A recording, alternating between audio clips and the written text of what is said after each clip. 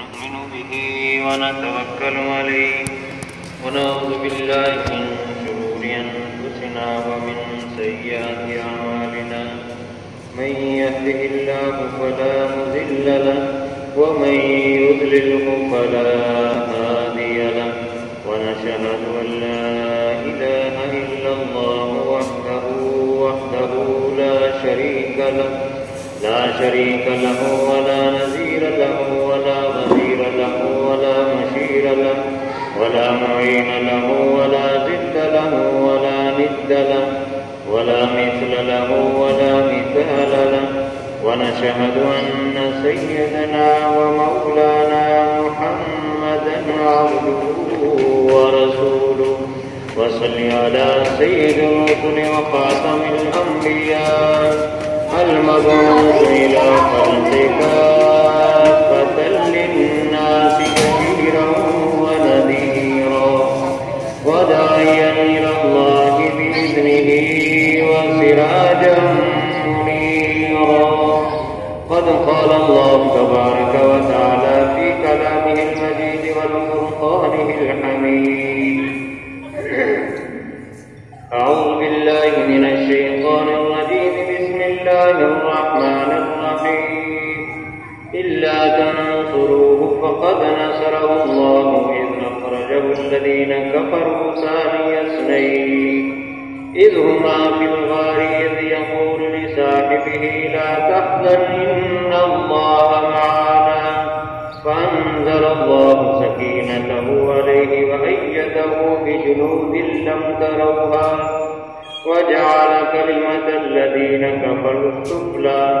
وكلمة الله هي العليا والله عزيز حكيم. صدق الله العظيم وصدق رسوله النبي الكريم الأمين ونحن على ذلك لمن الشاهدين والشاكرين والحمد لله رب العالمين. سبحانك لا علم لنا إلا ما علمتنا إنك أنت العليم الحكيم. رب اشرح لي صدري ويسر لي أمري واحلل عقدة من لساني يفقهوا قولي. اللهم صل على محمد وعلى آل محمد كما صليت على إبراهيم وعلى آل إبراهيم إنك حميد مجيد. اللهم بارك على محمد وعلى آل محمد كما باركت على إبراهيم وعلى آل إبراهيم إنك حميد مجيد. يا رب سلم وسلم دائما أبدا على حبيبك على رسولك خير الخلق كلهم. ہجرت کا موضوع چل رہا ہے، مختصر کر کے اس کو مکمل کرنے کی کوشش کرتے ہیں. ربیع الاول شروع ہو چکا ہے، آئندہ انشاءاللہ اسی موضوع پر. یہ بھی حقیقت میں حضور صلی اللہ علیہ وسلم کی سیرت اور آپ کی ہجرت آپ کی نسبت سے ہی ہے. پہلے یہ بیان ہو چکا یہاں پر کہ حضور علیہ السلام کے جب گھر مبارک کا محاصرہ کیا مشرکین نے تو اللہ تعالیٰ نے ان کی ساری پلانوں کی اطلاع دے دی حضور صلی اللہ علیہ وسلم کو وحی کے ذریعے سے، اور آپ کو یہ فرما دیا کہ آپ فَأَغْشَيْنَاهُمْ فَهُمْ لَا يُبْصِرُونَ پڑھتے ہوئے مٹی جو ہے ایک مٹھی کھا کر ان کی طرف پھینک دیں. اللہ تعالیٰ نے ان سب کو اندھا کر دیا اور ان کے بیچوں بیچ حضور صلی اللہ علیہ وسلم اپنے گھر سے باہر نکل کر چلے گئے، ان کو نظر نہیں آیا. اور پھر حضرت سیدنا صدیق اکبر رضی اللہ تعالیٰ عنہ کے پاس گئے، ان کو ساتھ لیا اور آپ غار کی طرف، غار ثور کی طرف روانہ ہوئے. پیچھے حضرت علی رضی اللہ تعالیٰ عنہ کو اپنے بستر پر سونے کی ہدایات جاری فرما دی اور امانتیں ان کے سپرد کر دی. اور جو سیدنا صدیق اکبر رضی اللہ تعالیٰ عنہ نے اونٹنیاں دو تیار کر رکھی تھی، تو ایک اونٹنی حضور صلی اللہ علیہ وسلم کے لیے آپ نے فرمایا کہ میں یہ خریدوں گا۔ حالانکہ حضرت سیدنا صدیق اکبر رضی اللہ تعالیٰ عنہ کا بہت سارا مال آپ صلی اللہ علیہ وسلم نے دین اسلام کے لیے قبول فرمایا، لیکن یہاں آپ صلی اللہ علیہ وسلم نے فرمایا کہ میں اس کے پیسے دوں گا۔ علماء کرام نے فرمایا ہے کہ ہجرت ایک عبادت ہے، اور حضور علیہ السلام چاہتے تھے کہ اس میری عبادت میں کوئی شریک نہ ہو، اس لیے 4000 درہم دے کر آپ صلی اللہ علیہ وسلم نے حضرت سیدنا صدیق اکبر سے وہ اونٹنی خرید لی۔ بہرحال وہ پھر بعد میں ڈیوٹی لگائی، وہ وہاں پہنچائیں گے، تو یہاں سے دونوں پیدل ہی نکلے۔ ترمذی شریف کی حدیث ہے، حضرت عبداللہ بن عباس رضی اللہ تعالیٰ عنہ حضور علیہ السلام نکل رہے تھے اور آپ نے بیت اللہ کی طرف رخ کر کے دیکھا اور حسرت بھری نظروں سے دیکھ کر حضور علیہ السلام نے فرمایا ما اطیبک من بلد واحبک الی ولولا ان قومی اخرجونی ما سکنت غیرک۔ کتنا ہی خوبصورت ہے بیت اللہ اور یہ مکہ جیسا شہر، میں اس کو بہت محبت کرتا ہوں، میں تجھ سے محبت کرتا ہوں۔ اگر میری قوم مجھے یہاں سے نہ نکالتی تو میں مکہ کے علاوہ کہیں اور نہ رہتا جا کر۔ تو آپ صلی اللہ علیہ وسلم نے اس حسرت بھرے اور خانہ کعبہ بیت اللہ کی طرف محبت کا اظہار کرتے ہوئے وہاں سے نکلے۔ حضرت ابوبکر صدیق رضی اللہ تعالیٰ عنہ کا پورا خاندان، ان کی شان ہے کہ حضور صلی اللہ علیہ وسلم کی خدمت میں اور اسلام کی خدمت میں رہے۔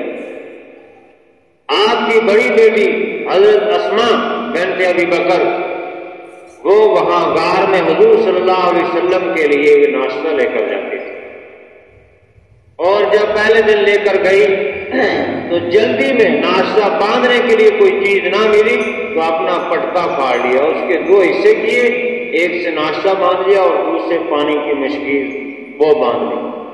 اس قدر ان کو محبت اور قربانی کا اشتیاق ہوتا تھا حضور صلی اللہ علیہ وسلم کے لیے، دین اسلام کے لیے۔ اسی طرح حضرت ابوبکر صدیق اکبر رضی اللہ تعالیٰ عنہ کے بیٹے عبداللہ بن ابی بکر وہ دن بھر مکے کے لوگوں کی خبریں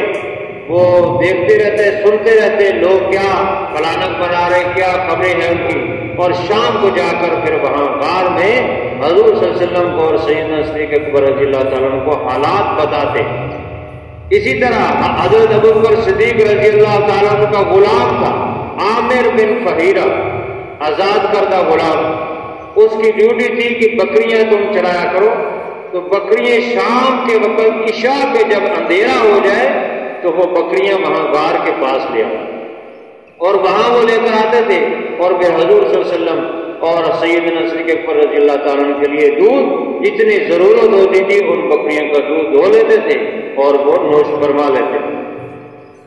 اس طرح یہ سلسلہ چلا، اور یہ بات طے کر لی گئی تھی پہلے سے ہی کہ ایک شخص تھا عبداللہ بن عریقت، یہ مسلمان تو نہیں تھا، کافر تھا، لیکن یہ خفیہ رستے جانتا تھا۔ مدینے کی طرف جو عام رستہ ہے چونکہ اس رستے سے نہیں جانا تھا، اس کو اجرت پر جو ہے اس سے بات کر لی گئی کہ تمہیں اجرت دی جائے گی اور تم نے یہ راز فاش نہیں کرنا، اپنے تک رکھنا ہے، اور تمہیں جو ہے لے کر جائے گا خفیہ رستے سے جو ہے۔ چنانچہ ایسے ہی ہوا، راتوں رات دونوں حضور صلی اللہ علیہ وسلم اور ابوبکر نکلے گھر سے اور غار ثور کی طرف چلے۔ رستے میں غار ثور جو حضرات گئے ہیں وہاں ان کو معلوم ہے کتنی اس کی چڑھائی ہے، اوپر لوگ جاتے ہیں 2-2.5 گھنٹے تقریباً لگ جاتے ہیں چڑھنے کے لیے، حالانکہ آج تک تو سیڑھیاں بنی ہوئی ہیں، پہلے تو سیڑھی نہیں تھی۔ انہیں حالات میں اس اتنی بلند چڑھائی پر جو ہے سیدنا صدیق اکبر رضی اللہ تعالیٰ عنہ بعض مقامات پر حضور صلی اللہ علیہ وسلم کو اپنے دوش اٹھا لیتے تھے، اپنے کندھوں پر اٹھا لیتے تھے اور لے کر جو ہے چڑھائی چڑھتے تھے، اور کبھی اتار دیتے تو پھر کبھی حضور صلی اللہ علیہ وسلم کے آگے ہوتے، کبھی پیچھے، کبھی دائیں کبھی بائیں۔ حضور علیہ السلام نے پوچھا کہ ابو بکر یہ کیا بات ہے، کبھی آگے کبھی دائیں کبھی بائیں کبھی پیچھے؟ تو ابو بکر رضی اللہ تعالیٰ نے عرض کیا کہ یا رسول اللہ صلی اللہ علیہ وسلم، مجھے جب خیال ہوتا ہے کہ پیچھے سے کوئی حملہ کرے گا تو میں پیچھے ہو جاتا ہوں، اور کبھی خیال آتا ہے کہ آگے کہیں کوئی گھات لگا کر نہ بیٹھا ہو تو میں آگے ہو جاتا ہوں، دائیں اور بائیں سے کبھی خطرہ ہوتا تو میں اس سے ہو جاتا ہوں۔ حضور علیہ السلام نے فرمایا کہ کیا تم چاہتے ہو کہ تم شہید ہو جاؤ اور میں باجوں؟ حضرت ابوبکر صدیق رضی اللہ تعالیٰ عنہ کہ ہاں میں یہی چاہتا ہوں۔ یعنی اس قدر محبت، عشق تھا حضور صلی اللہ علیہ وسلم کے ساتھ، اور قربانی کا شوق تھا ان کو کہ اپنی جان اور خاندان کی پرواہ نہیں، سب کچھ قربان کرنے کے لیے حضور صلی اللہ علیہ وسلم کے لیے تیار تھے۔ اور یہی وجہ ہے یہ غار حضرت عمر فاروق رضی اللہ تعالیٰ عنہ فرمایا کرتے تھے، حضرت سیدنا صدیق اکبر رضی اللہ تعالیٰ عنہ کی ایک رات اور ایک دن وہ ایسا ہے کہ میری ساری عبادت سے بہتر اور افضل ہے۔ حالانکہ حضرت عمر فاروق رضی اللہ تعالیٰ عنہ کو ہستی ہیں جن کے بارے میں حضور صلی اللہ علیہ وسلم نے فرمایا کہ اگر کسی کی نیکیاں آسمان کے ستاروں سے زیادہ ہے تو وہ عمر ہے، لیکن عمر رضی اللہ تعالیٰ عنہ فرمایا کرتے تھے کہ ابو بکر کی ایک رات اور ایک دن ایسے ہے کہ میری ساری عبادت سے افضل ہے۔ اور وہ ایک رات کون سی ہے؟ یہ 3 راتیں غار میں گزاری ہیں، ان میں جو رات پہلی رات وہ مراد، اور دوسرا دن جو ہے وہ ہے کہ جب حضور صلی اللہ علیہ وسلم پردہ فرما گئے تو بہت سارے یکدم فتنے اٹھ گئے، لوگ اسلام سے باغی ہونا شروع ہو گئے، مرتد ہونا شروع ہو گئے، کہیں منکرین زکات کا فتنہ، کہیں ارتداد کا فتنہ، کہیں پر ختم نبوت کے انکار کرنے والوں کا فتنہ، مختلف فتنے شروع ہو گئے۔ تو صحابہ کرام پریشان حال ہے کہ اب کیا کیا جائے۔ حضرت صدیق اکبر رضی اللہ تعالیٰ عنہ فرما دیا کہ جہاد ہوگا، باہر نکلا جائے گا۔ حضرت عمر رضی اللہ تعالیٰ عنہ کیا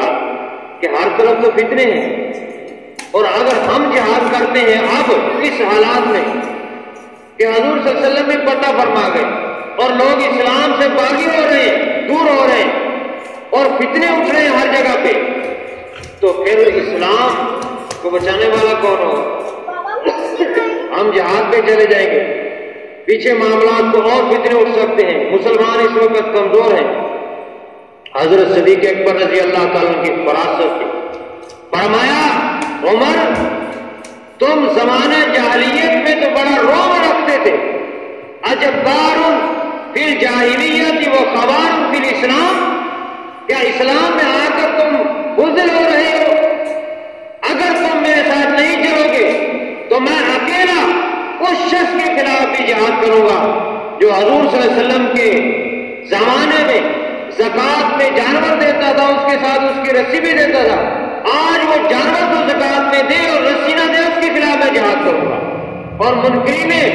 جو زکات ہے اس کے خلاف، اسی طرح منکرین ختم نبوت اور ارتداد کا فتنہ، ان سب فتنوں کے خلاف جہاد کروں گا۔ حضرت عمر فاروق رضی اللہ تعالیٰ فرماتے ہیں ہم سارے جذبے کے ساتھ حضرت سیدنا صدیق اکبر کے ساتھ ہو گئے، پھر جو اسلام سے باہر جا رہے تھے ان میں سے بھی اکثر اسلام میں واپس لوٹ آئے، اور ایسا اللہ تعالیٰ نے غلبہ دیا کہ پھر اسلام پھیلتا پھولتا گیا۔ کہ وہ دن کہ جس دن پوری امت کو سہارا دیا ابو بکر صدیق رضی اللہ تعالیٰ نے، وہ دن ان کا ساری میری نیکیوں پر باری۔ تو بہرحال غار میں جب حضور صلی اللہ علیہ وسلم اور سیدنا صدیق اکبر رضی اللہ تعالیٰ نے وہاں پہنچے غار ثور میں، تو اس کے بعد سب سے پہلے سیدنا صدیق اکبر رضی اللہ تعالیٰ غار میں جاتے ہیں۔ یہ جو رافضی قسم کے لوگ شیعہ یہ اعتراض کرتے ہیں کہ ابو بکر تو الیاذ باللہ منافق تھے اور حضور صلی اللہ علیہ وسلم کے دشمن تھے، یہ اتنی قربانیاں دشمن دے سکتا ہے؟ منافق دے سکتا ہے اتنی قربانی؟ یہ ان کے سچے عشق و محبت کا یہ ایک علامت اور نشانی ہے کہ وہ سچے عاشق صادق تھے کہ حضور صلی اللہ علیہ وسلم کو باہر کھڑا کیا، اندر کوئی درندہ بھی ہو سکتا تھا، کوئی موجود جانور بھی ہو سکتا تھا، اپنی جان کی قربانی دینے کے لیے تیار تھے اور خود اندر گئے اور غار کی صفائی کی، اور جتنے غار میں سوراخ تھے ان سب میں کپڑا دے دیا، اور جب ایک سوراخ بچ گیا، کپڑا ختم ہو گیا، تو اس میں اپنا قدم رکھ لیا، اس میں اپنی ایڑی رکھ لی اور خود بیٹھ گئے اور حضور صلی اللہ علیہ وسلم سے عرض کیا یا رسول اللہ اندر تشریف لائیے۔ حضور صلی اللہ علیہ وسلم اندر تشریف لے گئے اور آپ وہاں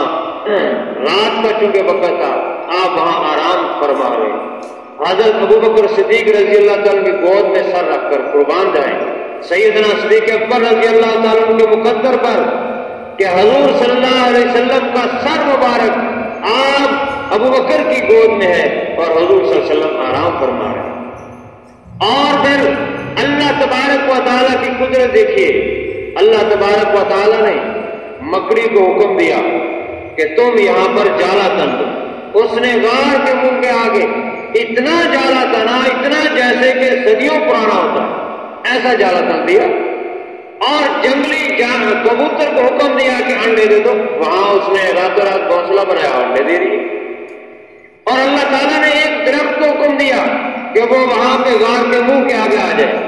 جیسے اس غار میں صدیوں کوئی گیا ہی نہیں، ایسا اللہ تعالیٰ نے بنا دیا۔ حفاظت فرمانی تھی حضور صلی اللہ علیہ وسلم کی، اپنے نبی صلی اللہ علیہ وسلم۔ دوبارہ اب اس حالت میں جب غار میں تھے تو اللہ تبارک و تعالیٰ اس کا تذکرہ فرما رہے ہیں، الا تنصروہ فقد نصرہ اللہ، اللہ تعالیٰ نے آپ کی مدد کی، اذ اخرجہ الذین کفروا، جب کافر لوگوں نے آپ کو مکہ سے نکالا۔ آگے فرمایا ثانی اثنین، جو دو میں سے دوسرا، اس سے مراد سیدنا صدیق اکبر رضی اللہ تعالیٰ عنہ، دو میں سے دوسرے، اور اذ ثانی اثنین میں اللہ تعالیٰ نے یہ بھی اشارہ دے دیا کہ ثانی کون ہوتا ہے، وہ مراد نہیں ہے، حضور صلی اللہ علیہ وسلم کا ثانی کوئی نہیں ہے، مراد یہ ہے کہ آپ کا خلیفہ، یعنی دو میں سے دو تھے حضور صلی اللہ علیہ وسلم اور حضرت ابوبکر صدیق، تو اللہ تعالیٰ نے ثانی اثنین کہا، دو میں سے دوسرا ابو بکر کو کہا، اور دو میں سے دوسرا یہ ہے کہ آپ کے بعد خلافت بھی ابو بکر کو ملنی ہے، یہ بھی اشارہ دے دیا اللہ تبارک و تعالیٰ نے۔ اذ ہما فی الغار، جب دونوں غار میں تھے، غار کے اندر، یہ بصدق و وفا کے پیکر، عشق و محبت سے لبریز، اخلاص و اختصاص کے ساتھ بھرے ہوئے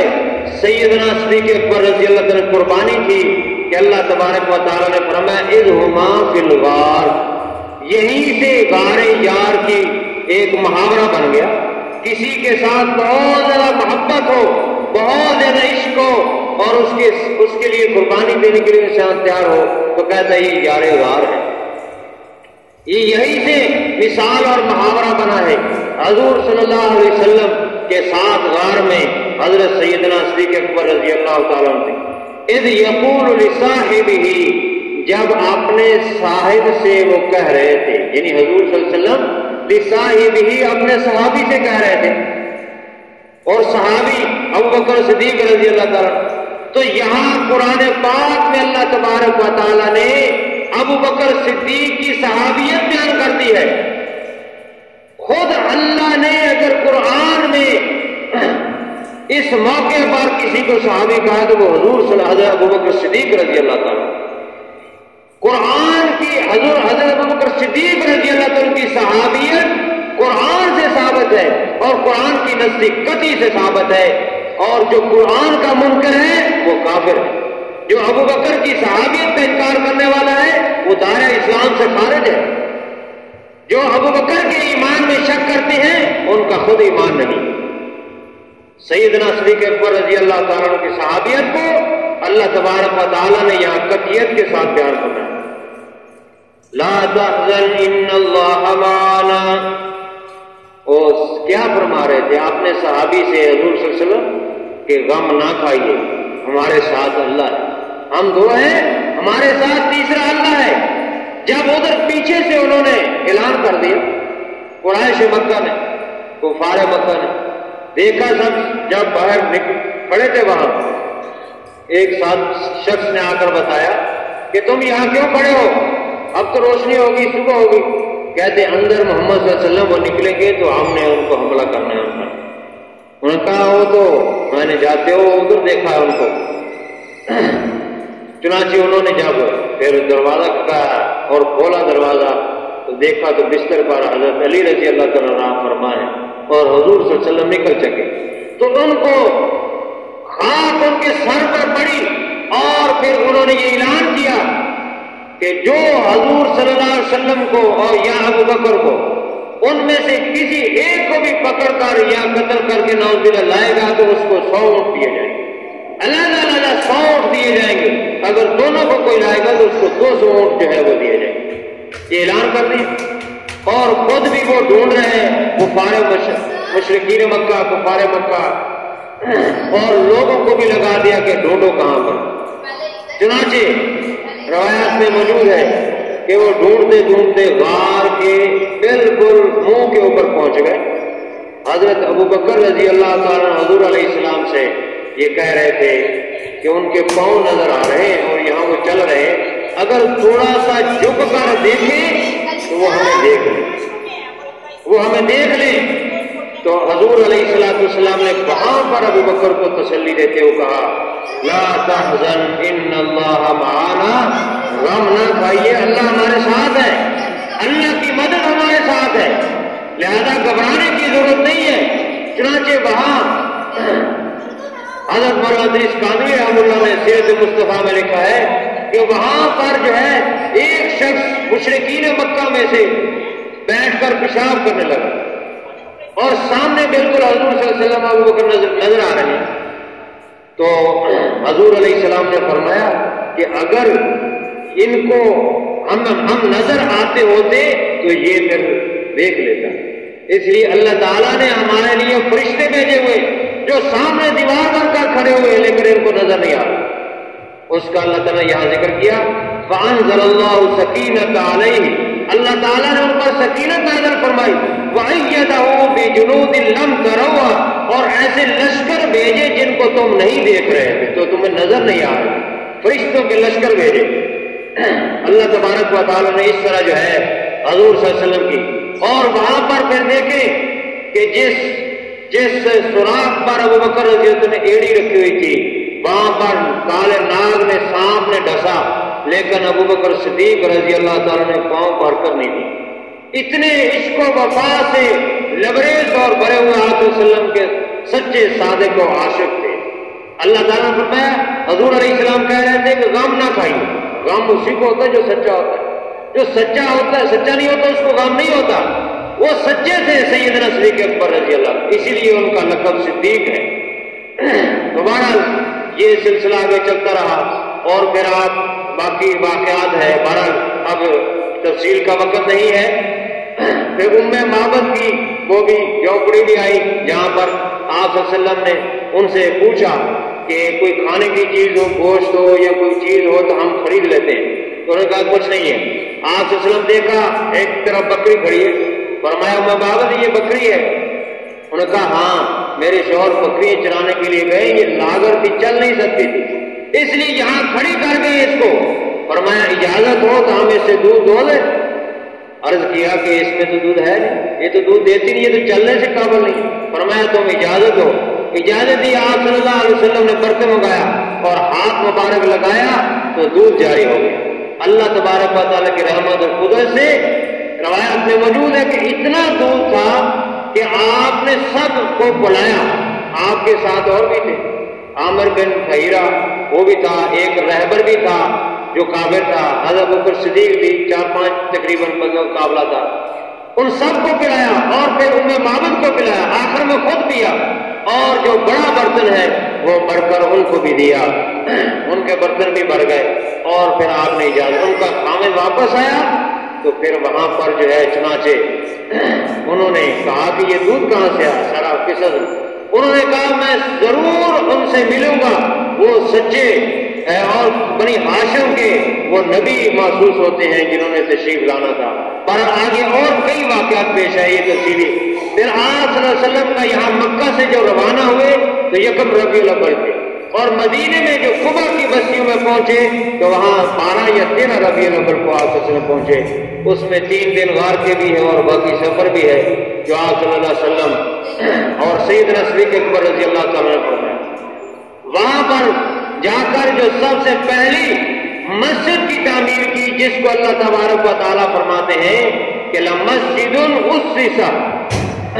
یہ ایسی مسجد ہے کہ اس کی بنیاد رکھی گئی ہے تقوی پر، من اول یوم، پہلے دن سے،